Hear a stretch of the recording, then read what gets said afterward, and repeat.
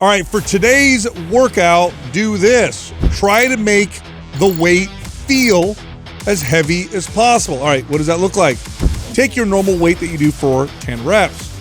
Lower the weight by 10 to 20%. Now try to make it 10 reps, but make it feel difficult. How do you do that? Slow down, squeeze. The goal is to make the lighter weight feel heavy. This is a great practice. Helps you connect to the target muscles, helps you activate more muscle fibers, and because the weight is lighter, your form and technique tend to be better, and the risk of injury tends to be lower. Now, you don't want to always work out this way, but this is a great way to add novelty to your workout. Again, make the weight feel as heavy as possible for a more effective workout. I call this the method acting method. The method acting. Just pretending. So heavy. There's a skill to this. There is a legit skill to it. And in fact, this is I used to try and teach all of my clients this, and it didn't matter what their goal was. At some time or period of our training program, I would interrupt the day just like this. I would just say, okay, today we're going to do something a little bit different, and we're going to do all these movements you're familiar with, but this is the desired outcome. We're going to go really light, but I want you to make it feel heavy. And then I had to explain, and then I demo like what that looks like.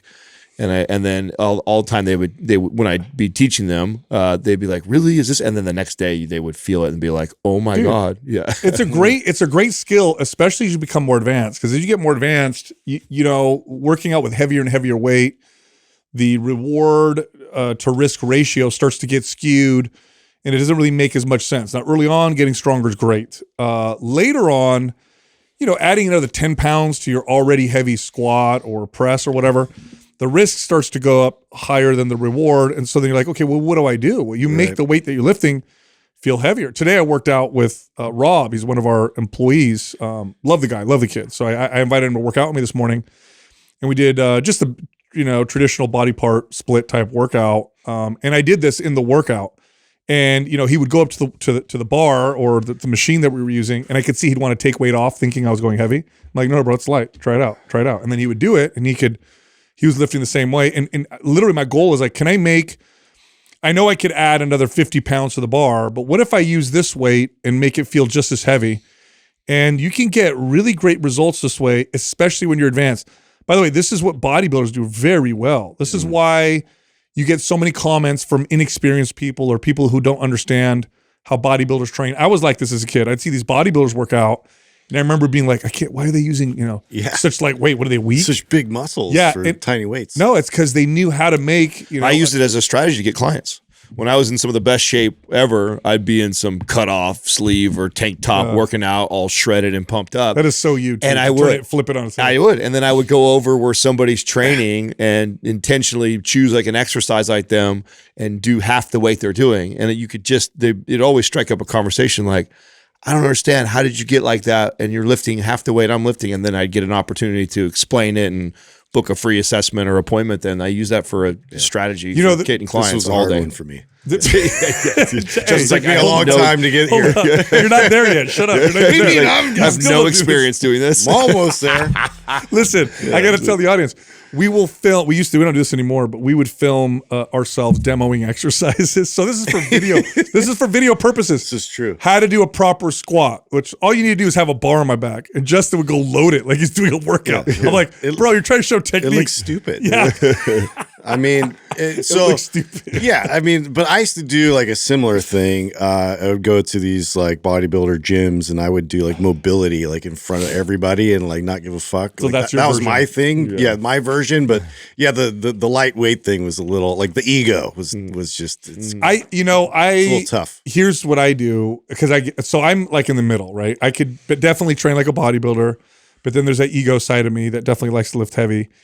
And so the hardest thing for me to do with this is with certain lifts. Like if I'm going to squat or deadlift or overhead press, it's really hard, especially squat and deadlift, and particularly deadlift. It's really hard for me to go light on deadlift and make it feel, heavier with lightweight because I have that attachment to that exercise. Mm-hmm. But I'll tell you what, when you've been doing this for a long time, I feel like you should train like this more often than not. I don't just feel like this. I strongly believe it. It's so much more beneficial. Yes. You get so much more out of it, and the longevity in terms of your joint health and pain, and you really have to consider that. It's like I said, like I'm here now because it was like forced. Like I'm feeling all of the, the tightness and the pain and the things that are involved with like pushing yourself constantly. So yeah, to be more reasonable about it, it makes a huge difference. It's extremely valuable. It reminds me for people that have played golf before, when you first start, many times they will tell you to do like this half swing.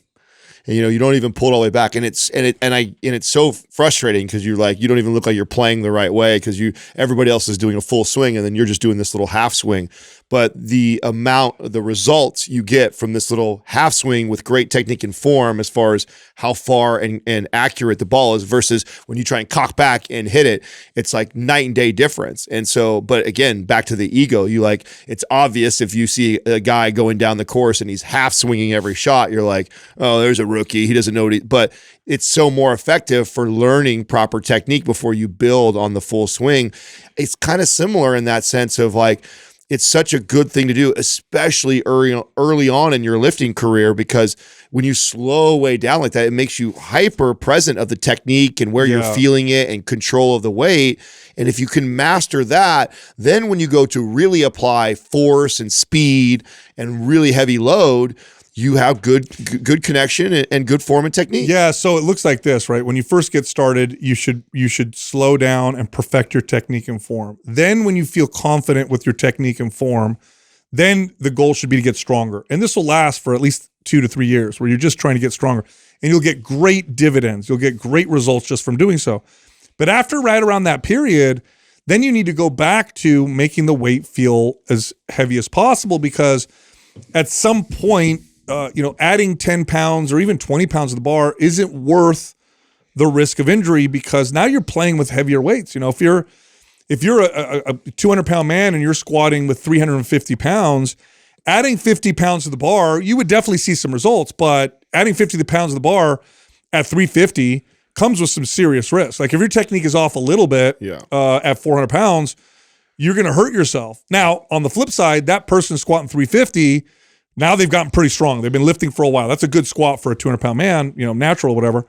Now they could go, you know what? I'm going to go down to 300 pounds or even 225, and I'm going to make it feel as heavy as possible and squeeze and stretch and tighten things up and slow the rep down and do it in such a fashion to where it feels more difficult. You'll get better results. And the risk of injury has dropped. Not only has it not gone up, but it's actually lowered. And you could do this for the rest of your life. That's why it's such an important way to train, or an important way to consider training.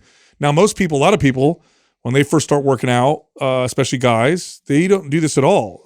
All they want to do is lift as much weight as possible by any means necessary. And the form is really just kind of a loose guideline. That's how I treated it as a kid, was like, okay, that's the way a bench press is supposed to look. So I'll kind of make it look that way, even if my butt comes off the bench and things look weird. But it's still, within the realm of bench press. No. Like it's not. Just like the golf analogy that Adam gave, really good technique will give you twice as many results as bad technique, and will reduce your risk of injury by 90-something%. So it just makes no sense to go in there sloppy. Makes no sense at all. Today's giveaway on YouTube is Maps Strong. To enter to win, leave a comment below this video in the first 24 hours that we drop it. Subscribe to this channel. Also turn on notifications. If you win, we'll let you know in the comment section. Also, the July special is here. Maps Split is half off, and the Sexy Athlete bundle of workout programs is also half off. If you're interested, click on the link that's at the top of the description below. All right, here comes the show. Yeah, speaking of lifting weights, I overheard you, Justin, on the phone the other day talking to our partners at PRx. Are you changing our equipment? What's going on? Yeah, I'm switching out.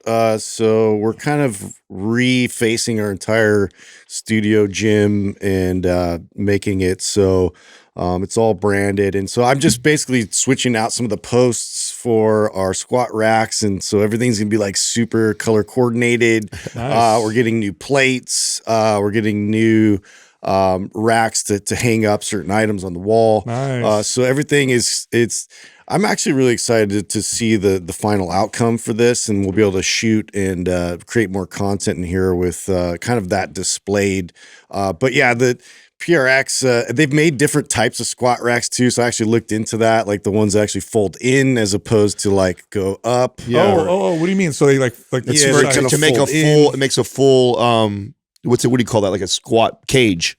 Yeah. It's a full cage. Oh. So they now have ones that actually. So instead of the one where the safety's yeah, they always have the ones that like a fold half down. cage. Yeah. Now it's like it opens up and comes out, and so it makes into full cage. It makes a full cage. Now are the safeties hard bars or the like fab? I don't know what they're called, like the fabric type safety. Oh, you know yeah, I know what you're talking about. Yeah, I'm not too sure that up, about Doug. that. Yeah, I think it's the bars. It's the bars. I don't know why I can't picture that right now. Have you guys ever? I can picture the whole new. There's a new name. Do you guys know why some people prefer the cage? I can guess. No. Why they would prefer the safeties that are not the hard bar safeties? Oh, right. But So rather the canvas. Yeah, they're like a canvas strap or something. Like I would that. imagine because it has a little bit of give versus the hard.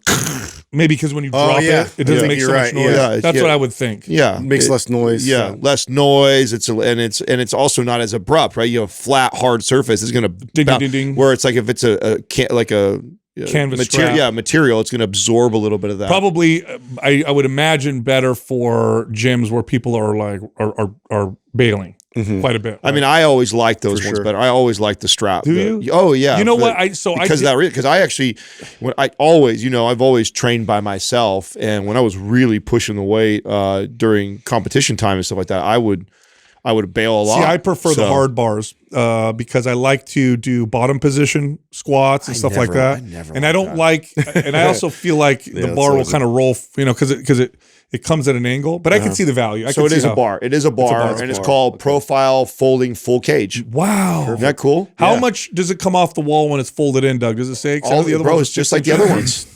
It folds in. How much? Looks like 8 inches. Wow. 8 inches. Yeah, I know. 8 inches. That's not much. Dude, for people who don't know, people don't know, like if you have a home gym and you really want to have a decent home gym, the squat cages, first of all, from PRx, are the most sturdy squat cages I've ever used. Robust, yeah. Like most sturdy. I don't know why anybody, of course, this is going to sound biased because we work with them in partnership, but seriously, I don't know why you would even consider buying another brand, especially if they don't have a fold away like this, because having the extra space, even if you decide you're not going to park your cars in there, you could. You don't have the option. Yeah, exactly. You definitely don't have the option if you build like this kind of old school cage where, look at that, dude. It folds in so nice. Yeah. And it's so sturdy when it comes out. Because that was my fear when we first started working with them, was it's more sturdy. More sturdy than it's bolted to the wall. You get the extra support or like legs of the wall, and then you get and now they have the fold out bench too, which I think they've improved on it since the first model, but that actually does incline. So you can actually, incorporate. That was like one of those things that was like, well, it'd be nice. So I'd always end up buying another bench, but now it's like you can actually have it all set up so it folds out. Yeah, our Utah house has the new one, and I like it a lot too. Oh, really? Oh, yeah. It's a wide bench too, which I like. Oh, yeah, it does. That's right. Because some of the benches that you see are like these real narrow things. Is that place still available for people, for fans and stuff who want to go, or is it all booked out? Depends on when. It depends on when. It's open right. This is considered I'm using it this week. So, you are? Yeah, I'm going to finally Are people still, do we have a site they can still go to? Are we still able to promote what is it, Doug? mindpumpparkcity.com. Yeah. That's it? Yeah. Okay. Okay, okay. Can I bring up the goats, Justin? Is it okay if I bring this up? Why are you asking me? Because you're the one that showed me the first time. So, like I'm the freak. listen to me. Hey, this thing that you're into, Justin, can I bring it up? Listen.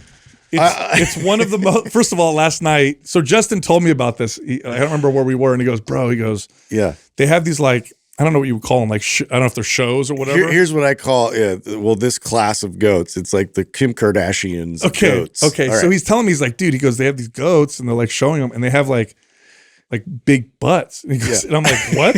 And he goes, you let your imagination run wild. I'm like, no way. Well, you didn't believe me. Listen, there's a viral video I showed you guys on X and it looks like these dudes are presenting their goats. The goats are all reversed. So all you see is their butts. I didn't know goats could look like that. Do they breed them that way? They have to. Because I've never seen a goat. Or it's a certain breed of them, right? It's not like they have like big old like butt cheeks. And Bro.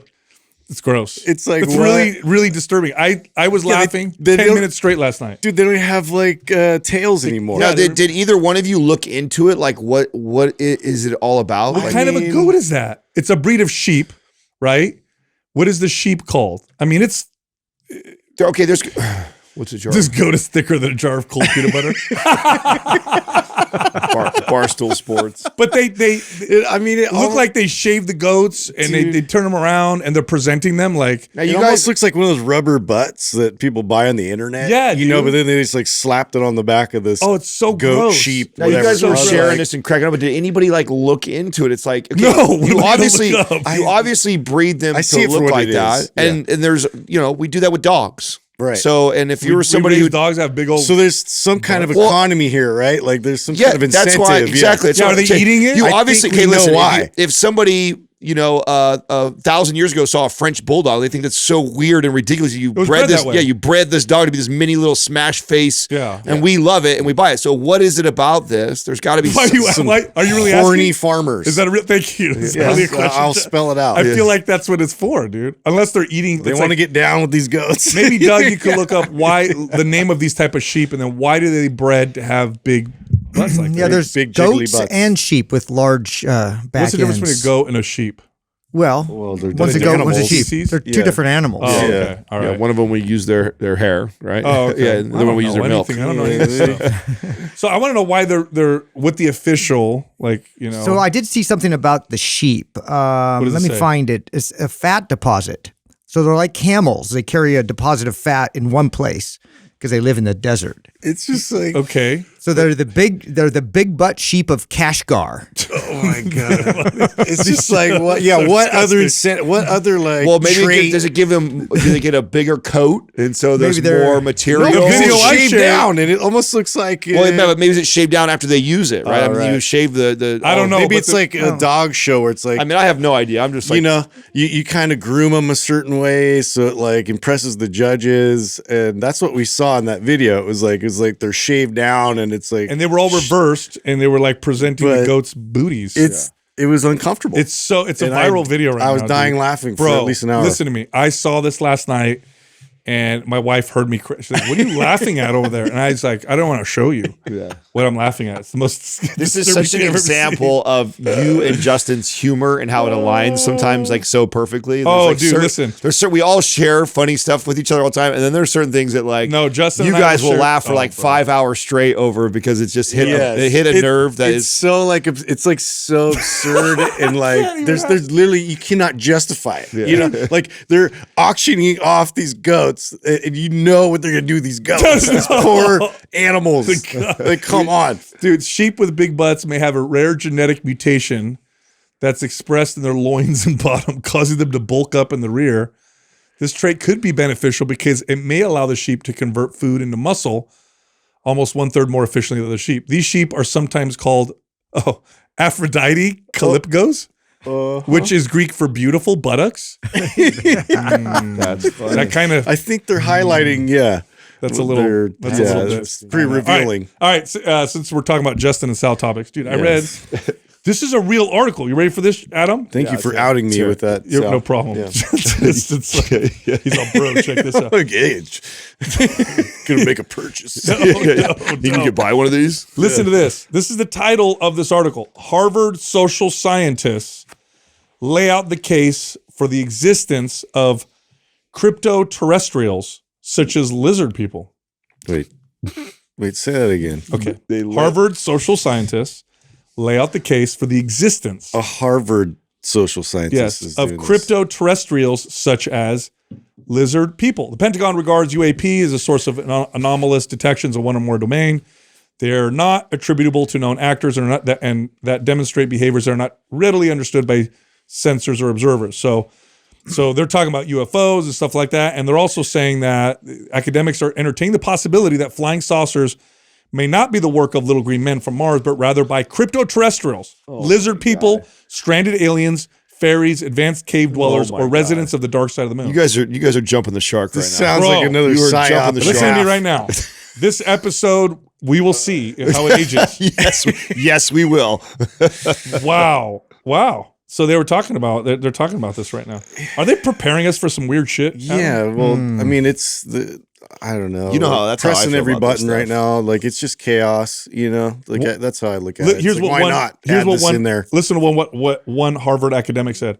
Across cultures are legends, for instance, of anthropomorphic reptilian races, such as the Nagas, a semi-divine species of half-human, half-serpent beings, thought to reside in Patala, venerated in Hinduism and Buddhism. Moreover, paleontologists have speculated whether such creatures could possibly have evolved from known zoological origins.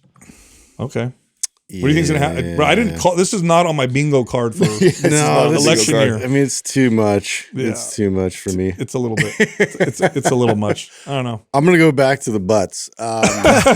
So did you guys know there's like a new bike seat like that they've invented that I was like, this weirdly makes a lot of sense. What is it? So instead of it just being a bike seat, you know how it's like kind of angled and how the Always triangle kind of weird. shape. Yeah, it always hurts uncomfortable for dudes and their their bonch. bonch. Thank you. Like a Well, hole? actually, they've made it so that it's two pieces independent. So as one leans down, the other one comes up. Oh, interesting. And I'm like, Makes sense. The physics of it makes sense, Yes. but then like I've never tried it. But then what I was thinking about was what happens if it pinches? Oh shit! That's right. Yikes! That's not good. Yeah. I mean, That's it true. made a lot of sense, and then I thought about that, and I was like, "What if you're like?" have you seen one? Or are you wearing just did you shorts? read an article? Let me see it. Yeah, I did see one. Let me see a picture of It it. and it, Because it does make sense. Oh, that one right there, on the left. the first one. Well, see how it opens up on the that one makes a lot of sense. yeah, One but more you're right over. with the pinching part. Well, no, it won't pinch like that. Look at yeah, I think That you one's might smart. not. Yeah, it might not do that, and I'm sure they've. did you guys ever? When yeah, you that were, had to be innovated. Somebody Passing- for yeah. sure. Be the first thing I was thinking. during the development of it, definitely went down like that, right? Oh no, this one got Bob. Did you ever? Makes a lot of Did this sense. ever happen to you when you were a kid, where you're on your bike going fast, and you hit your brakes and you come off your seat and land on the bar? Yeah, Happening? of course. Oh, You know what's funny about you say about that? I've always wondered why are women's bikes the one with the gap and Yeah. why are men's the high one? yeah. It would Yeah, it think makes no sense, right? You would think it would be the opposite. You would Yeah. think a man's Well, bike would have the I can tell you why. It's because so the girl doesn't have to lift her leg up high and potentially be indecent. Put her leg on the other side of the bike. is that the origin of it? That's what I'm guessing. That's a pretty good guess. Yeah, that's what I'm guessing. That's a pretty good guess. Yeah, that's the same reason why they're supposed to ride side saddle. Right? Yeah, The whole thing. Right. That's why I think it's a Because pretty it's good guess. indecent to lift your leg up and. Maybe look that up. That's an interesting. Isn't it stronger though for the bar to go straight? It is, right? Makes the frame stronger. Like you don't see no racing bikes where the bar goes down. Actually, Yeah. I believe they do. Really? Actually, do. Yeah, BMX bikes are angled. Yeah, They go down. Yeah, but that's for tricks though. I don't think that's for stability. Like racing bikes all have a straight bar. I think that's so you could do weird, things on it. Women's bikes are often slanted top bar, also known as the top tube for Ergonomic reasons. Oh, the Short lower top bar torsos. accommodates women's shorter torsos and longer legs, allowing a more comfortable and efficient riding position. Oh, ease of Okay. mounting. So there it is. for leverage. Well, that makes no leverage. sense if they There have it is. longer. If they have, where? There it is. The slanted bar makes it easier to mount the bike, especially for women who were previously accustomed to wearing dresses while they started riding. Yeah, that's what was my So the guess. dress was a factor. So why not make the guy's bike the same way then? Like why make the guy? I think it's a stronger frame if it's straight.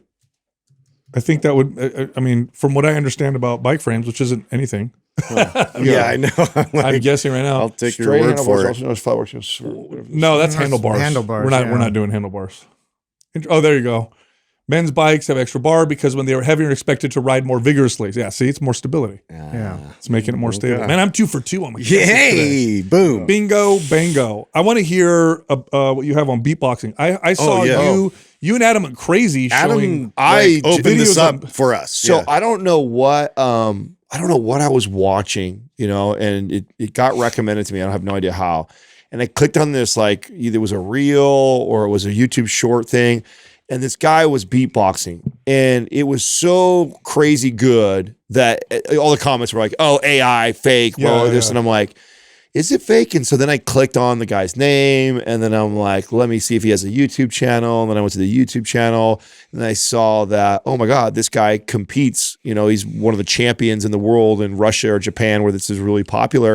And then I went down this rabbit hole of like, there is a huge genre of people that follow these people and big competitions that happen. And so I started watching all of them. I'm like fascinated with where that has gone. Like I remember beatboxing as a kid and it was pretty basic. Pretty basic. You heard it in, you know, some like really like old school rap songs. Yeah. And then you'd see it in movies like with like Michael Winslow, like Police Academy, or he's making all these crazy noises. That wasn't necessarily exactly. It wasn't Bobby beatboxing. McFerrin. Remember Bobby McFerrin and stuff like that. So anyway, like this kind of brought it up, and I was wanted to show my kids, and because I thought, you know, I wonder if they're aware of this or even know. And so it was like the Mad Twins. I think this is the new wave kind of beatboxer guys, right? And they make like a lot of electronic kind of noises and sounds with all this. And so we were kind of watching this, and I was showing it to Everett. And we were like trying to emulate it, and like, you know, really irritating Courtney and everybody else, like all night we were just doing you know, making all these noises, and I'm putting him to sleep, and then we started going, you know, kind of drifting off, and you know, I was kind of fake snoring, and he was kind of fake snoring, and he's like, I wonder how beatboxers, you know, if they're sleeping and snoring, how that sounds. It's like we start snoring and like in between. I was like, that'd be like the most ridiculous thing ever. You know, social media has made life of a mother and wife to a household of boys. Yeah, say my best friend has. We ruined that joke for like all night. Yeah, we couldn't help it. Yeah, it's you know, social media has made it so that like this is like what a strange skill, right? Like, how many people make a lot of money in the past beatboxing? Very, very little. But now with social media, I mean, you guys were showing me these guys have crazy amounts of followers. Oh yeah, yeah. They're super talented. I always wonder about something like that, so unique. Like, would it have ever gotten the traction had it not been for how connected we can be on social media? Like, I don't think so. Yeah, you can find all these. What else would they do? Right? They would have to get on a song, or someone's music to somehow. Otherwise, how would they even get popular? It would just be a weird kid. You know what I mean? Look what I can do. Just like a street performer, you know. That's the only time you'd ever see him. It would be out there, like you'd throw him a tip or something. Well, it also makes me wonder too, like when I run into something like that, it's like, dude, this has probably been around for a long time, and there's of course millions of people paying attention to it. And like I had no clue. It's like, how many more things are out there that have like millions of people following and paying attention to that are like really? And I had no idea. We brought this up on a previous episode. There's competitions where people ride. What do they call hobby horses? Yeah, hobby horse. And they jump. No, I don't remember. Okay, they got lots of followers. It's like a thing. They actually, you know, no way that would have existed without social media. There's no way. In fact, I saw a video. There's Rubik's Cube competition. There was a video that went viral of this girl, and it's like one of those stupid fake horses. It's a stick, and this girl jumped. I mean, she did a good jump, and everyone's like, "Wow, impressed by how high she jumped." What's going on here, dude? So good. Yeah, how far society's come. We're so flavors for everybody. We're so spoiled that we invent, you know, ways to compete and celebrate ourselves. You know what I mean? Did I bring that study up, Doug? The one that's written up there? The people who are, did you guys know that? They did a study on people who are obsessed with celebrities or less intelligent. Yeah, I could have guessed that. I know. It feels like kind of like, here's like your sign, obvious or like that. Readers. Yeah. But I thought, you know, obviously there's some sort of other correlation, right? I'm sure you can be brilliant and into celebrities, but there's probably obsessed with celebrities though? I don't know. Like it's not like direct connection to, you know, IQ, but you've been able to correlate that. But what does that probably say? Like you're so enthralled with other people's lives, you're not focusing on your own life and not bettering yourself because you're obsessed with somebody else's. That would be the correlation. I would think that would cause a lower IQ, right? Would you think something like that? I mean, what would cause that? What would cause just because you're obsessed with a celebrity to be dumber? I think so. Higher intelligence associated with some stuff that's not good either. But I think maybe with lower intelligence, you're more likely to. They're just mirroring maybe the celebrity's behavior. I don't know. Yeah, like, and you're affected by it somehow. And you're just like, I want to be like that person. Kind of, you know, really pay attention. Maybe, yeah, but why does that make you dumb? Might be more likely to gossip. Why does that make you dumb? Or is it the other way around? Like if you're just dumb people are more likely. No, it won't make you dumb. Yeah. Like if you just all of a sudden become obsessed, your IQ doesn't drop. Right. Although I mean, someone can make the argument. I don't know. So Did you find something on it, Doug? That's reporting why? Yeah, I'm looking it up. I don't think they're going to have I don't think they have a good reason. Hey, But by the way, so our partner Seed, you guys saw this, right? So Seed is, we call them the world's best probiotic because they are. They have the world's leading researchers. They're amazing. How long have we been working with Seed now? 4 years? A couple years. That was Taylor days. Maybe 5 years, huh? Yeah. Wow. That's Okay, more than a so couple. Seed is exploring ready for this? $1 billion sale. Yeah, I don't know. $1 billion sale. Don't know how I feel about that. Why? Because those always sting for me.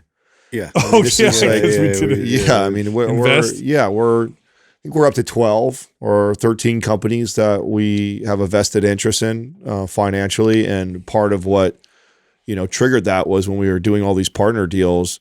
A lot of these companies were still taking money and trying to scale and grow. And I remember thinking to myself, like, why, if we don't necessarily need that part of the business and we waited as long as we did to do it anyways, why take revenue? Why don't we take shares if we already believe in the company and we advertise? Well, for them? Seed would have been a no-brainer. Well, I mean, even and that's what I'm besides saying. now, like, Seed, Viore, and Magic Spoon are all three brands of that we've been working with for a very long time. But at the time, that didn't dawn on me. It just didn't cross my mind as a smart strategy. here's how big this Wish I is, would by have the thought way. of that. Here's how big this is, by the way. A previous big purchase of a probiotic was $425 million.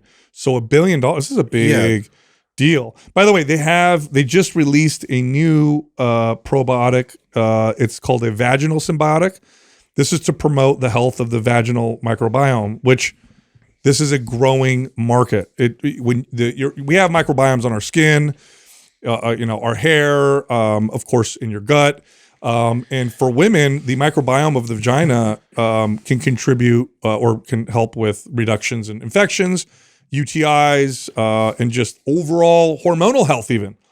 So they've actually found beneficial bacteria in a probiotic for women. Interesting. Yes, and they just launched it. When did they launch? They just recently, huh? Yeah, no, it's out right now. It's ESO1. Is it the same thing? Is You take it. Is the pill? Yep. Interesting. Yep. Wow. I mean, they're crushing. They're absolutely crushing. So they're expected to generate around $200 million in revenue in 2024, which is up from the previous year of 140, and they've just grown every year.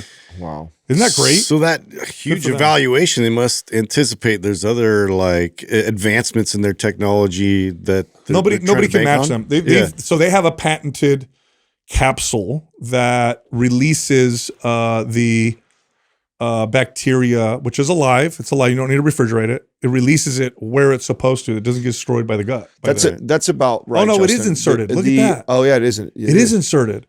So you actually insert it, the vaginal one, insert it. Oh, okay. I think Doug looked it up. So people don't try and take that in their mouth. Way to go, Sal. You just get some bacteria. I was just going to take it to see what happened. They're like, this looks really interesting for me to take this in my mouth. Doug, what are the benefits of that with the vaginal one? let me see. So it has a Lactobacillus crispatus in it. Okay. So it helps with what? Dysregulation imbalances? Yeah. Again. Okay. Well, there you I go. don't have answers for you, but it's Justin, all on their website. Your point about the valuation, that's typically, so if a company's trending at 200 million, the valuation of a billion is pretty on par, right? So it's normally 5x what that's what you can expect. Now at Plus one they have point, a lot of subscription. yeah, that's part of how it is. Like you need to have trackable $200 million. Repeatable income, that's been showing that growth for them to get that kind of a valuation like that. And I mean, we're long gone, I think, are the days where with you, I mean, some companies were getting 10, 15 times, you know that? During the free money just days. the last 5-6 years was like that. Even the COVID years. Dude, I got to tell you guys about this. I read this article that, the irony in it. So there's a town in Michigan called Hamtramck. It's kind of an interesting spelling. Anyway, I read this and I confirmed it. And I hope I'm right because I looked this up in a few articles, but they elected, so this town elected a Islamic mayor, Muslim mayor, and everybody was celebrating the diversity. Oh, I've heard about especially the of course the left, the progressives. Oh my God, we're so great. We have this diverse mayor who's Islamic. We're so proud. And then they quickly went and voted to ban the pride flag in the town afterwards. Backfire. You didn't see that coming? I know. I know. I don't understand. There's this weird disconnect there. I don't get it. I don't get that. Well, you saw this too, the Palestine movement, and then the Pride parade. Yeah, and where that kind of was that San Francisco?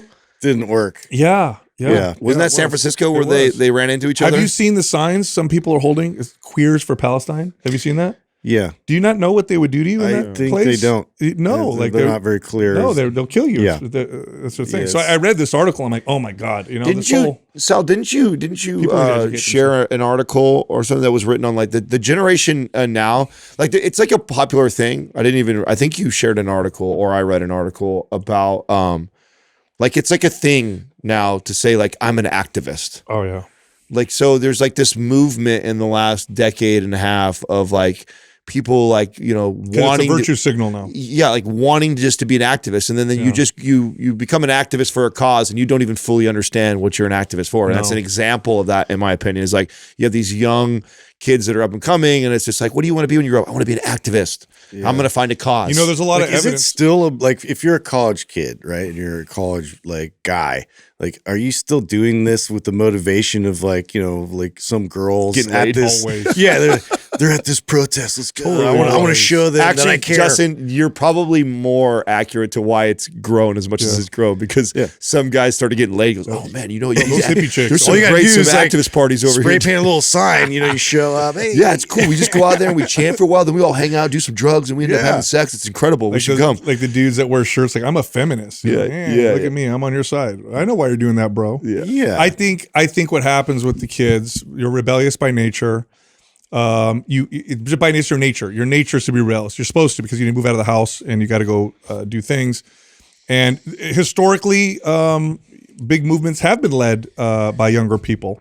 So it's not necessarily a bad thing, but I think they're easily manipulated. And make no mistake, there's a lot of evidence that foreign actors will use social media. Mm-hmm. Our own CIA does this in other countries. We know this. They do this. Yep. So don't think for a second other places aren't doing this to us in our social media where they're going in and sharing articles and trying to stir up, of course, issues or challenges. You're watching it in the NBA or the WNBA right now. It's so really to watch, dude. Really? Yes, with the whole Caitlin Clark's thing. It's like every news outlet is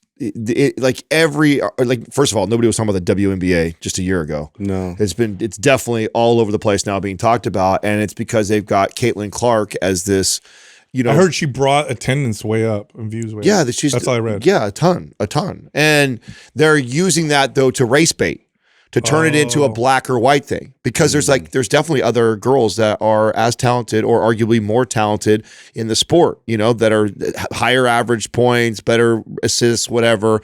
But she's getting a lot of attention. Yeah, so she's getting a ton of attention, and she's caused a lot of attention towards WNBA. Which, if I was in the WNBA, I think is a very positive thing because it means we probably will be making more money. You get more revenue coming in. But instead, here's the thing too: is it just a few of these girls that just are catty or whatever like that, and then the media is playing into that more just to cause more controversy and more division? And it really feels like that to me.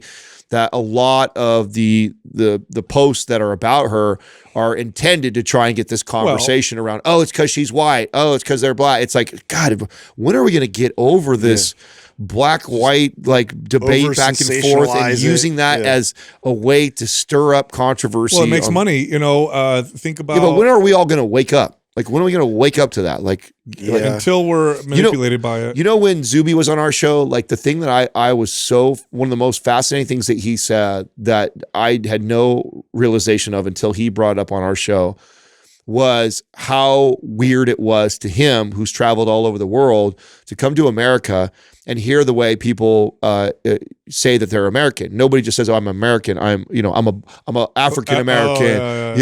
You know, I'm an Asian American. I'm an Indian American." And he's like, anywhere else in the country, if you're Australian, anywhere else in the world, if you're Australian, you're Australian. You're not black Australian. You're not Indian Australian. Mm-hmm. If you were born in Australia, you're Australian. Like that's if you were born in China, everybody refers to themselves in that country as that versus it dividing it up by a race a race. It's just so crazy. I think it's and we're a huge melting pot anyways, Yeah. you know. That's what, and that is, this is the best. we're the most, we are the most, we're the most yeah. tolerant and diverse That's country why in the world. That's why it's such a struggle, is because diversity is hard. Yeah, statistically speaking, it's the best country to be a part of any minority group would be. Right. Yet we separate ourselves like that, and we make news, or we make so much news about that. Because it's still an easy way to stir up controversy, gain attention, make money. First of all, for sports right now, I don't know much about this, but okay, they're making a white-black thing. But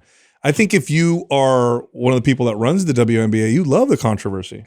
Just like when in baseball, when it was a steroid controversy, it was one of the most popular times ever. Yeah. The UFC, you want the fighters who are going to be the loudest and cause the most. I mean, you think to a point, but here's the thing that's interesting about like Caitlin Clark. So she was offered by Ice Cube's league like $5 million to come play for him, which is significantly higher than I her. don't know he has a league. Yeah, he has like a 3-on-3 tournament league that he started a long time ago. Well, not a long time ago, but like over a decade ago now. Maybe look at things. It's called the Big Three, I think is what it's called, something like that. I mean, it's obviously not that popular. You didn't even know what it was about. But yet he was willing to, he saw the fame and attention Caitlin Clark was given. He was like, we'll pay you $5 million, knowing the WNBA was not going to offer that. And they didn't offer that. And she still chose to go play in the competitive WNBA league. Kudos to her.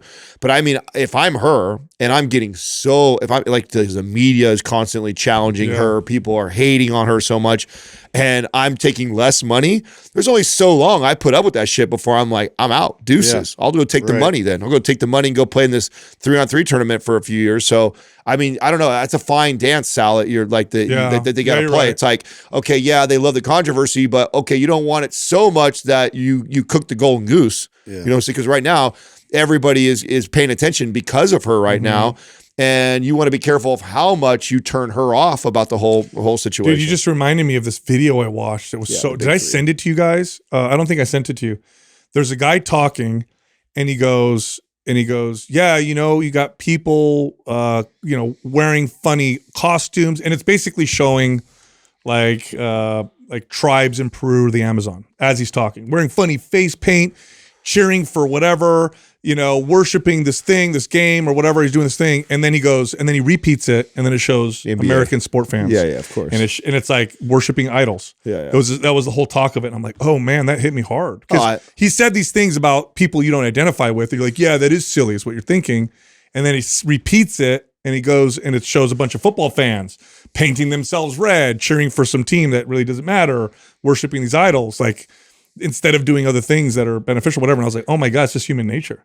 Oh, it's tribal. I mean, this is where you also too have heard me say to you, tease you and stuff like that, about that politics is sports for nerds. Think about all the things you just said, and that's how people are. I mean, but I could argue that they have way more impact on your life. A football team ain't going to pass a law. No. Yeah, but that can take away your. It doesn't matter. The way you can argue however you want. I can go down the same rabbit hole of why sports are so important to our society, what it shows for our kids and grades, why it's so good about teaching them all kinds of lessons. Like, there's a million things I can justify all that too. Also, I've never seen a football. Okay, I see what you're saying. Yeah, but you know what I mean though. Like one has a major potential impact on my life. The other one has a minor. I mean, I would argue that with you though. Does it really? Because I think behind closed doors, they've already made the decision. They're just playing. They're just putting it on as. Yeah, they can throw you in jail. Their laws can put us in war and stuff like that. That's what I mean by that. But I hear what you're saying.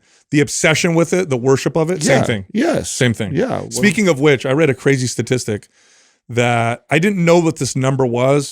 Stop me if I've brought this up before. But so statistically speaking, stop. Well, okay. I've heard this one before. My bad. Yeah. No, listen to this. If a mother follows a religious practice versus if a father follows a religious practice, the percentage of the children that follow along is significantly different. So if a mother follows a religious practice, 17% of the time the family then will follow along. Yeah. If a father follows it, 93% of the time. Now, what a huge difference. You know what's interesting about this, by the way? I don't know what it says in other religions, okay? But I know in Christianity, it specifically says that the husband or the father is the spiritual leader. Most are like that. It's supposed to be the spiritual leader. And the data follows that, which I find is very, very interesting. How do they count families where the parents are joint there?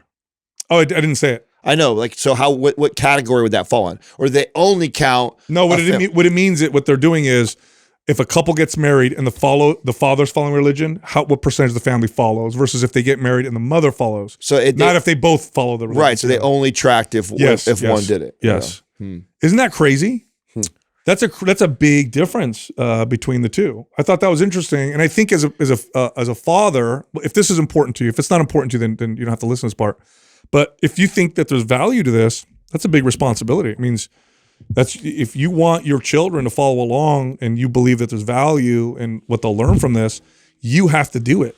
If you want your kids to this follow. would be a fun conversation to have with someone like a Jordan Peterson Totally. to talk about like even the psychology of like which carries more repercussions, daddy issues or mommy issues. Oh, right. I don't know. So think about that. If that's true about what you're saying, is like let's say you one parent is going to be fucked up in the marriage. Oh, good question. Right, one parent's going to be fucked up. Which one's more likely to fuck up the kids? That's right. And I would assume based off of that which is why you hear more about daddy issues than you do mommy issues. Is it's so more important that the dad has his shit together than it does the mother in this situation. I don't know if I agree with that. I think. I'm not saying that I don't even say I'm agreeing. I'm making that as a speculation, right? That like. So the reason why I think that we hear more about daddy issues is because there are more daddy issues, because the odds that a father is absent is significantly higher than the odds if a mother's absent. So if a child is going to be like, there's definitely way. Dads probably fuck up way more, right? That's what I'm saying, do, right? Although, okay, so I have a friend, but I'm sure I have to. Well, hopefully they put this meme up, but it's like an appropriate meme I just saw. It was kind of funny because he had like two options that had this like road path for like two options. This guy's like standing there, and there's Jordan Peterson and there's Andrew Tate. And Andrew Tate was all the mommy issues and Jordan Peterson all the daddy issues. I thought that was pretty funny. Wow. Just as a joke. Wow. But it was kind of like nailed it, Yeah. That's interesting. That is interesting. Yeah, no, I have one friend off the top of my head that I can think of that because it's not common where you hear about a kid who where the mom took off. Yeah, where the mom really was the degenerate or took off and he was that situation. His dad was the kind of the rock, the stable one of the family and stuff like that. And he did, like, you wouldn't guess he had any childhood issues, although like he had a very traumatic issue with his mom. Mom was alcoholic and they had a really terrible relationship with that. But man, he turned out to be a brilliant, successful, smart, good, balanced kid. And he told me too that he obviously had to let go and work on a lot of things that he went through with his mom and stuff like that. But you see someone who has some major daddy issues, and that tends to really fuck up a lot of people. Statistic, and I say it's shitty because it's all shitty any direction you go with this, but also because I'm sure someone listening is going to hate this stat and be like, F off. But I'm just repeating what I've seen. But statistically speaking, in many cases, it's better for a child to have a shitty present father than to have no one present. So they show this with data, like, oh, you got a dad that's like not great, kind of a piece of shit. Of course, there's varying degrees of this, so I'm sure in the extreme, I'm positive in the extremes this is not the case. But it's like, oh, I left him because he was kind of whatever, and it's better for my kids. And the data in many cases says it would have been better for your kids to have him just be around. It's a hard one. Yeah, the hardest and part, that one is tough. The hardest part about that is what you're referring to is so subjective. Of course. Like, where is that line at? I know. Because there obviously is a line where that dad is abusive or really bad, that it definitely goes down. So where is it? And so how do they come up with a study like that? It says like, well, let's decide what a bad dad is. A dad's not very present. He doesn't spend time with his kids. Like, so like what level is bad? Or is it infidelity? What are those baseline characteristics you need? Yeah. Like what are you receiving then that's beneficial at that point? Is it the structure? Is it the and what does a dad not have to do in order for them to be categorized him as a good dad? So that's really such a subjective. So I saw this as a stat. There was a expert who was talking about this, and I read the comments, and I think the point he was making was a lot of times a woman will leave a man, and he wasn't physically abusive or addicted to drugs, but he just wasn't present, and he's kind of a deadbeat, and like I left him because he's bad, and he's not the greatest father. And he made the point like, well, if it's for your kids, it would have been better to have him present, statistically speaking. And that really pissed off a lot of people in the comments. Well, because as a divorced person, I understand that, because one of the hardest things I have to that I think about is like, was it better for the kids or not? Type of deal. Not that I would change it, but yeah. That's well, I mean, I think in your situation, and why that probably feels that way is because you weren't a deadbeat dad. So with that, you make the case that you feel like you could have been more present for your kids, and that you could have been a better partner to your wife and stuff like that. But on the spectrum of terrible fathers and ones that like could have been better, like you're definitely on that other. But it's one of those stats. It's like, oh, that's rough. That's a rough one to consider. Because you're right, because there's a subjective quality to it. Where do you put that line? Yeah, and then I would even take it even further to like, what does that do for and maybe part of why that's I don't like that study at all, because what that woman then goes on, and if she's already got multiple children, she's older and is now divorced, her likelihood of maybe finding another mate or finding another good mate is probably really low. So it makes that show that, then it gets even worse. So it gets even worse versus what if that woman was being held back by that terrible man and father. And as soon as she gets remarried, she remarries in, and even though he wasn't a horrible father, but he wasn't but then she remarries to an amazing man. Yeah. And now that amazing man steps in and brings, I don't know enough of the data to consider. But I mean, I can already tell just from it's not enough to control. And that's probably why so many people were so upset and like triggered by that, because I can think of so many examples of where that wouldn't be true and not fair to even say that. And it's like, why is that really a worthwhile stat to even tout? Because you're only going to probably give a woman more guilt who left. That's exactly what I think people would feel. Yeah, 100%. And I mean, and that's not cool, because again, let's say wife leaves that guy, and he wasn't abusive, he didn't cheat, but he's just a deadbeat, or he wasn't not a present father. So she's like, I'm out, I want better. And she does go get better, and better ends up being amazing for their life and the best decision she ever made. But maybe she doesn't. Maybe she has a hard time, and those kids grow up with no father, which is probably where that stat is following those numbers. Yeah, that's what I mean by not present. Yeah. Because not having a parent not present is like completely not present, devastating. Yeah, it is devastating to the development of children. Why do you guys think that is with the religious thing? Why do you think that when the dad follows a practice, that it's the odds that the family follows is so much higher than if the mom does? What do you think that is? I mean, wouldn't you go back to like always your evolutionary arguments of like our responsibilities and roles in the family unit early on? Like, we weren't the nurturer, we weren't like. You were the protector, the provider, and like you were probably the one the dad was probably the one that said, we're moving here. Yeah. Because this is where the food is at, this is where we're safer, this is where we go. So you guys just follow. Sure. You don't question me. You don't go but dad, we like it here. The trees are prettier. Yeah. It's like, no, dad says we're going over here because it's where we're going to survive and live. Yeah. So you're leading your family. You remember that talk that Arthur Brooks gave? I thought about that one when I read that stat where he said, imagine as a kid, because when you're a kid, it's a lot more humbling. Yes. When you're a kid, this is very true, right? When you're a child, if you have good relationship with your dad, typically your dad, up until you're a certain age, is the most powerful, strongest, like most dominant, person in your life, right? That's your dad, right? Mm-hmm. So then you go to church or this religious practice, and there's dad. Dad is like, something scary happens, dad's the one that saves me, and dad's the one that lifts the heavy stuff and whatever. And then you see him bow or kneel to something bigger than him. That's got to have a profound impact. Yeah, well, I think it is as simple as this. Dad is the leader of the family for the reasons I just said. Historically, it's been that way. It's that way in most cases, not all cases. Not my wife's family.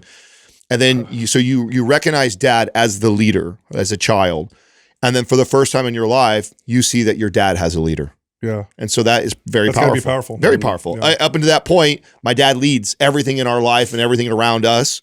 And then for the first time in my life, superhero. And in my first time in my life, I realized, oh shit, like my dad is being led by something or someone else. Who is this? That's very powerful. I'm interested. That's now. What I think. Yeah, I think so too. All right, look, we put together a wait list for people who want coaching from Adam, myself, and Justin, who are also on a GLP-1. Now, I do want to be clear, this is not going to be free coaching. It is going to be expensive. You are working with us personally. But if you're interested, put yourself on the wait list. It's coachglp1.com. You will be notified when we open the doors. We're only taking 50 people. Look, if you're a guy and you work out, it can be a pain in the butt to buy formal-looking clothing, especially suits and suit jackets. You got to tailor them. You got wide shoulder, small waist. You get something that fits your shoulders, now you're swimming in it, or you get something that fits your waist and it doesn't fit your arms. That's annoying. Well, look, there's a company called State and Liberty that makes really, really nice looking formal attire, slacks and dress shirts and suits and more, but they're tailored, automatically designed for guys that work out. In fact, I wear their suits off the rack and they fit me perfectly. They're also designed to feel good so you can move in them. Anyway, go check them out. Go to mpstateandliberty.com. There will be a discount automatically applied on that link. All right, back to the show. First question is from Caroline Rusin. Would it ever make sense to change your daily caloric intake based on what workouts you do on certain days? Yes, absolutely. If you're looking to maximize performance, changing your energy intake either the day before or the day of, maybe a couple hours or a few hours before the workout, will definitely improve your odds of good performance. So if performance is important to you, if your strength is important to you, or even if you just like the pump, eating more calories, having more protein and carbohydrates in particular, it'll make you'll perform a little better. And then this is, of course, especially true for athletes. Like, you don't want to have a low calorie day the day before and the day of a competition. That typically, they'll definitely reduce performance. So I reverse engineer this. So instead of like modifying my diet to decide what I want to do with my workout, I modify my workout to reflect what's going on in my diet. Totally, I did the same thing. So it's that's like from an aesthetic standpoint too, right? Yeah, all together, all above, because there's way more variables that happen with nutrition, sleep, all these other things like that, and I'm only just controlling one variable with the workout. Basically, it's like I'm modifying intensity, right? Yeah. I'm all I have to do with the workout is adjust intensity. The workout can stay almost the same, but I can really modify the intensity by weight and sets and reps and many different levers, right? And trying to say I'm going to change diet, sleep, all these other things to try to fit into what my workouts would be like, that's a lot of variables that need to go right to justify whatever this training looks like. It's much easier to go like, this is how I eat, this is how I sleep, these are the things I'm doing. Yesterday this happened. Exactly. My workouts would be harder. Or right. easier. Or I'm a little behind on calories. And so to me, and again, it'd be different if I was an athlete. Yeah, because that's different. You can't change this competition. Right. That's very, which I don't think this person is. Maybe, unless you're like a general question. Yeah, if you're a very hyper specific athlete, this doesn't apply to you. But pretty much everybody else, general population, I would suggest modifying your workout to reflect your nutrition and your sleep and all the other things instead of the other way around. Justin, when you competed in the college level, did you identify any meals or a way of eating either the day before or day of your competition? Yeah, I mean, I just loaded, a lot of chicken nuggets. I actually ate a lot of protein and I had a bit more carbohydrates the days preceding it, but then I made sure not to eat a lot. Like a lot of my friends would eat a lot of like starchy carbs and things like day of, and then they would be really lethargic in their performance. I made that mistake too for a while, thinking that's how you carb load and not realizing, that I was going to crash pretty substantially like midway through. So I learned to just sort of like do more of the loading before, a couple days before, and then just have a real reasonable. And if not, I was actually like a little bit less calorie wise and more like intentional about what kind of. Did you have like staple foods? So steak was a big one for me. Like the days before, potatoes were great for that, especially. And I mean, sometimes I would do even pasta in that like scenario just to up my carbs, but like. I wouldn't go crazy with it. Yeah. Now, Adam, you had this down to a science. Chicken, rice, avocados. But beyond that, you had it down to a science in terms of grams. Oh, yeah. As far as like, I remember you said it before. It was like you had to have 2 meals, X amount of this much water. What was the number? I needed to have between 70 and 100 grams of carbohydrates before my workout to have like the most awesome. Divided over 2 meals? Yeah, over 2 meals. And over 2 meals ideally. Like so 75 to 100 plus how much water? About a half a gallon at least. Sometimes depending on where I was in my my thing, I'd be up to a gallon sometimes before that. I try to get a lot, say very, very hydrated, a good 70 to 100 grams of carbohydrates. Protein was like, as long as I was on pace, because that puts me about noon, about halfway towards my goal for the day. That wouldn't change. That wouldn't matter. Yeah, like protein was actually the least important for performance. That was more like make sure I'm on pace for my target for the day. The most important thing was the carbohydrates and the hydration. Yeah. Was making sure that I had that. So I work out in the morning fasted, right? Because I work out so early. I've identified that if I eat a high carbohydrate meal, my protein's always there, but a high carbohydrate, high sodium meal the night before. Yeah, sodium I'll wake up and I'll work out and have a pump. I'll get a crazy pump. So at that point in my career, I wasn't paying attention in the off season so much at that timing, but I would tell you that that's actually something that I was obviously doing and didn't realize. So I had this breakfast spot that I ate religiously at every single morning, right? It was like Cheers when I walked in there. It was every day I was there. I ate. I had the same meal, same everything, because I had got it down to the science in it. And part of that was eating out. So I'm eating like a steak. And they throw sodium all over. Oh yeah, steak and potatoes. Unintentionally, I was doing that. So I definitely was eating one of the two meals was a very high sodium meal in addition to that. So that probably played a role in how I felt, and that it wasn't something I was actually intentionally trying to do. But looking back and hearing us talk and you share your experience with both cholesterol and sodium. Yep. That was a very high cholesterol, very high sodium, one of my two meals, in addition to the 75 to 100 grams of carbs. I'm sure that probably played a role. Great pump. Yeah, great workout from that. Next question is from Burke himself. Can you discuss the balance of deadlifting to get benefits without looking like you deadlift? I feel like a deadlift physique is not the most desirable.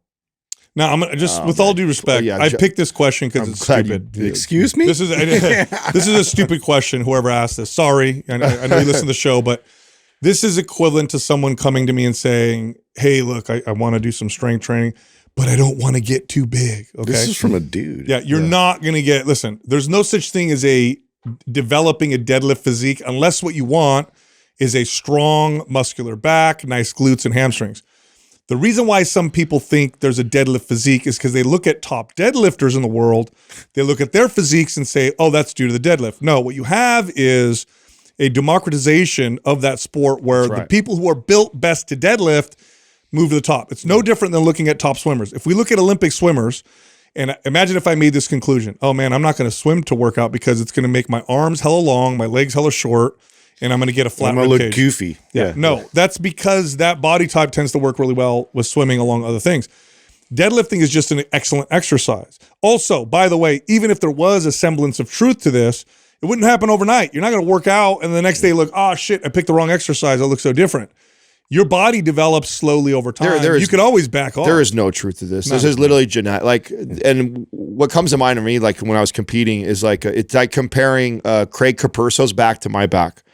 Like Craig naturally, before deadlifting or any weights, had a very square, boxy physique. Made him great at football, made him good for powerlifting. Like that's what made him really good at those things, because he was built that way. He was built like a tank. But when you got on stage and you saw his back, he had this broad look, but he also had square looking hips. It had nothing to do with his deadlifting. It has to do with his genetics. Me, on the other hand, I have this swimmer look. Tiny, tiny little waist and narrow hips and skinny legs and big, wide back and broad shoulders. So guess what? When I built that crazy deadlift up and built this, I had this impressive, wide, thick back that dropped down to a small taper. And so, yeah, that looked amazing. It had nothing to do with our deadlifting that did that. It was our genetics that we were already like that. Oh, shit. Is this the person? That's the guy asking, and he's freaking more jacked than all of us in this room. Why are you asking this question?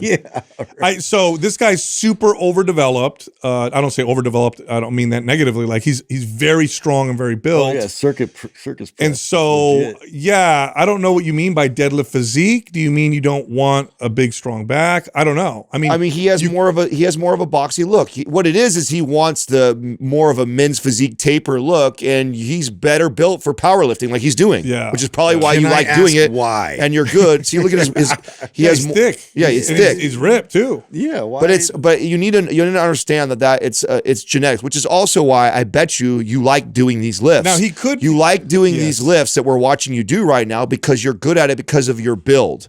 You weren't built to be a swimmer like me. Doesn't mean you can't go swim, but you're not going to change your morphology. I mean, I guess you could wear a squeam, atrophy your midsection, cause your muscle function to go down the to toilet. get a quarter of an inch smaller waist. Yeah, which is totally not worth it. Not even that. Yeah, I don't know why I wonder if he asked that question as a troll because he looks like he knows what he's doing. Or no, I mean, look at his just so exercise. we'd watch his videos. Look at his workouts and exercises. Or unless he's like work out. thinking of like jumping on stage as like a physique That might be why. That's probably why. Somebody told him like, oh well, look at you're too boxy for this. I mean, and the reason why I'm glad we're addressing this. And I'm so glad we pulled whoever pulled up his. I know he's a profile, beast, dude. You good. look great. Yeah, but that's a good example though of like I also saw like his arms and his muscle bellies. Like you weren't built for competing on stage. Just sorry. No. You were, but Not guess to the what? average person, You're going you to look like probably a kick bodybuilder. my ass up and down any strongman competitions and circus pressing all day. Like you're going to smoke me at that. No matter how hard I train,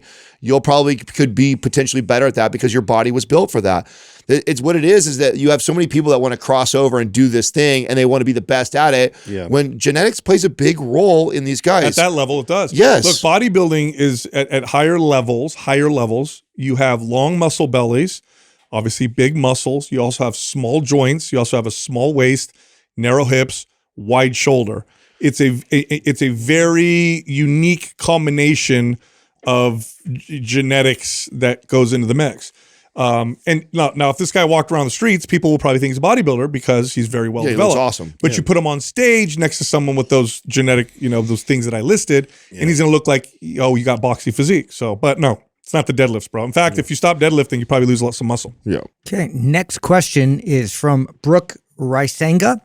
What are the negative effects of artificial sweeteners? Oh, boy. I know. So, all right, look, here's the deal. For some people, there's a lot of controversy around this. lane. And there's a lot of data on artificial, fortunately, there's a lot of data on artificial sweeteners. For some people, it can have negative effects on their gut health. Now, I'm not talking about the effects of the microbiome, blah, blah, blah. It definitely changes the microbiome, but we don't know if it's good or bad necessarily. But a lot of people will consume artificial sweeteners and they will say themselves, it doesn't affect my gut well. It throws off my stool. I'll get either diarrhea or A lot of I'll get anecdotal evidence. Yeah. Some people also just don't respond well to artificial sweeteners. It can cause migraines in some people. You know who you are if that's the case. But I'm going to focus on the negative that I've observed from artificial sweeteners from a behavior standpoint. Okay. First off, if you look at the data on artificial sweeteners where the calories are not controlled, in other words, they just tell people, hey, switch out your sugar foods for artificial sweetener foods, and then then come back 6 months. They don't lose weight. Now, why don't they lose weight? Because we tend to replace those calories with other things. So what's going on here? Well, I think there's a behavioral thing happening where the sweetness, the flavor, it's not innocuous. That sensation or that perception of sweetness probably makes us want to eat more. Or here's the other thing that could be happening.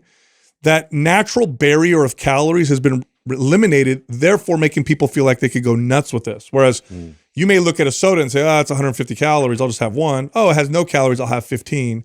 And then that encourages other behaviors. I've never successfully had somebody use artificial sweeteners in a long-term, fat loss approach. The only time I've ever used artificial sweeteners successfully was with people who are following a strict diet and we're tracking calories, and then we're taking out sugar and replacing it with this to cut an extra 150 calories. But typically people, this hasn't helped with weight loss at all. These artificial sweeteners have been introduced to the market and we're more obese than ever. I think where we go wrong with this conversation, and I wish I could get everybody to try and view it the way I look at this, which is, I think we go wrong when we are on either side of this argument and you're extreme. Either you're so pro it, oh, they're innocuous, you can do as much as you want, drink 12 Diet Cokes a day because all the studies show that that's not going to kill you, you're fine. Or the other, like, be careful, there's cyanide in there and it's the same thing that's in rat poisoning and it's going to kill you if you eat. So it's like, it falls somewhere in the middle of me. Here's how I look at it. From an apple. I'm still not familiar with anything that we've ever created artificially that is healthy for us to intake. I'm not aware of anything that we've ever created that is fake and artificial that is healthy for me to intake. So whether it's going to kill me or not, everyone knows I've openly talked about Diet Coke. You see me drink things like Celsius and stuff like that use all these different types of Here's the way I look at it. Like, I don't fool myself into thinking as I drink that Diet Coke, like I'm making a healthy choice. Yeah. Like I'm going, I had one yesterday. Maybe I shouldn't have one today. You're not looking at it like it's water. Yeah, exactly. Yeah. I'm trying to minimize it because I know it's not ideal. It's not an ideal healthy drink or healthy thing for me to use.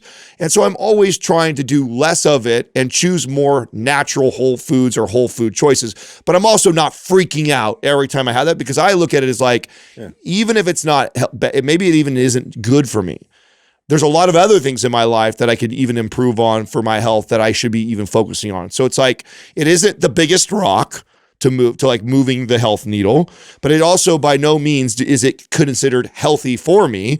And so it's like, I'm not going to freak out about it, but I'm also not going to just ignore and not pay attention to, did I already have a Coke today? Or did I have Diet Coke 5 days in a row? Maybe I should take a break. Like, that's just kind of how I treat it. Like, why do we have to be on a team of, oh, it's the worst thing ever for you, or oh, it doesn't matter, have 12 a day. Immediately going to give you cancer, or like, yeah, it's just like, but also too, you can't sit here and try and claim all the benefits of it. Yeah, like I'm not going to buy into that at all. You know, it's not really a beneficial item for you to keep consuming, and so you just got to kind of minimize. Now, on the list of things that you should really consider with your diet if you have a poor diet.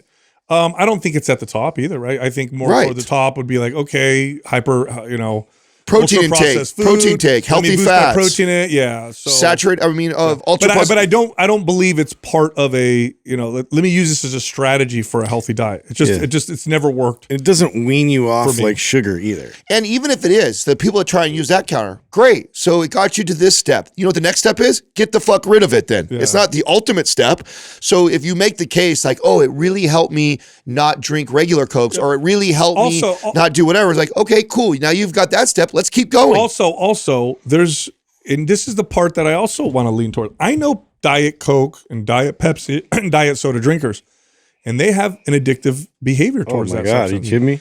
That doesn't seem right to me. It doesn't seem right to me. That's right? how I gotta have like Diet Coke. That's how I approach it. And that's how I look at it in my own life. Is that I don't look at it and go like, oh, I shouldn't have this because it's going to cause cancer in me. I go like, I had it at 3 days in a row. Is it starting to get, the fact that it bothers me to not the same way that I look at marijuana, the same way I look at kratom, the same way I look at caffeine, the same way I look at artificial sweeteners. I know none of them fuckers are considered really, really healthy for me and not ideal. I'm not scared to death about all of them if they make their way in and out of my but I'm becoming aware of, is it got a hold of me to where I start making excuses for why I need it every day or why I should do this much. Like, if you're doing that, there's where the problem lies, not in what the research says about whether it's innocuous or not. Like, that's to me how we should have conversations around artificial sweeteners. Next question is from Kate Lifts Weights. At what age do you all feel like you became a man, and what defined that moment for you? That's an interesting, deep question. First, we have to define like what that means to be a man. For me, it means really taking responsibility for my life, my actions, and for other people, being responsible for other people, and also being able to have the discipline to control my primal, instincts, wild instincts, like anger and rage and, whatever. And really that happened to me for the first time when I had kids. When I had children, it's hard to explain unless you've experienced this, but for the first time ever, you love something way more than you love yourself. And that changes everything. Your perspective on life changes completely. Things you didn't care about before, you really care about now. And things you cared about before, you realize aren't that big of a deal and you don't care. And I think that was the beginning of, what that meant for me, at least, to become a man. Yeah. I guess immediately what I think about is like, there's been traditions and rituals for this for a reason. And I think that we haven't, really acknowledged that or kept up with a lot of these, like with this current culture. And it's like it's all about, like the individual now. And like, we don't really like adopt a lot of these things, but I really do think there's some value to, leaving the nest and like really like going off and finding yourself. And so for me, it was like literally physically moved like thousands of miles away from my house and then started over and reinvented myself. And for me, it was like everything from then on was a decision that I had to make regarding, what I was going to do, what I was interested in, where I wanted to go, and what I was going to tackle. And so I felt like just not being influenced by that safety net of family and friends and all that, and like really breaking off and discovering yourself. I think that's a big part of it.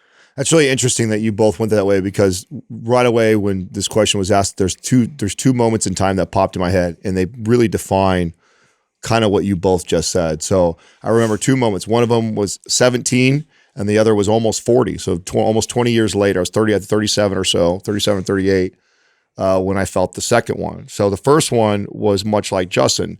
When I was 17, I moved out and lived on my own. And so it was fully independent. So at that point in my life, I was not calling my mom or dad or family for help for anything. I mean, I would like you bills, housing, schooling. Right. I was fully cooking, everything. Like there was no support at all. Now, I didn't have a lot of that in some of my even teenage years, but at 17, all of it was on me. You know, there was no more support. So that definitely probably made me feel like, okay, I'm a man, but I'm only 17 years old at this point. I don't have the responsibility of raising, taking care of others, which I think is another evolution in manhood. And really for me, it wasn't just having a kid that made that, although having a kid had this impactful thing. It was actually when I reached a point where I felt like if I died, my wife and kid would be fine forever. That was a big moment for me. So when we had reached a level of financial success and security where I knew that if I got in a plane crash and left my child and wife behind,